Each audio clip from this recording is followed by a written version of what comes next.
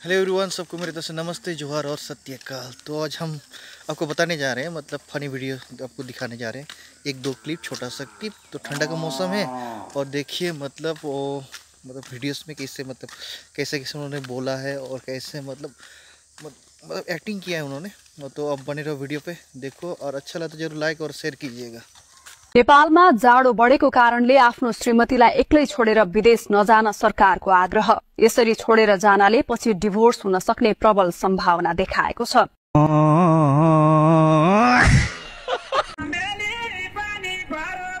दिदी, यहाँ कोही अरू दाइहरू हुनुहुन्न? हुनु न त भाइ, किन के चाहिएको थियो र? कोही अरू दाइहरू हुनुहुन्छ बोलाइदिनु न। हुनु म यो किन लजाउनै पर्दैन, भन्नु न। भर्खर बिहा गरेको थिएँ अनि हामीलाई बच्चा पनि चाहिएको थिएन। के लाउँछन् नि दिदी, त्यही चाहिएको थियो के मैले लाउने दिदी। यो लाउने, तिमीले लाउने यही हो। अनि दाइले त यो खुब लानुहुन्थ्यो, दाइले त टोपी भन्नुहुन्थ्यो। टोपी नि भाइ, यो टोपी लाउने अनि बच्चा बस्दैन। अनि कहाँ लाउने दिदी, तल लाउने कि माथि लाउने? तलतिरै मुनतिरै लाउने हो। कस्तो चाहिँ मान्छे रहेछ। ओहो, कति रुपियाँ दिदी? 100 रुपियाँ हो भाइ।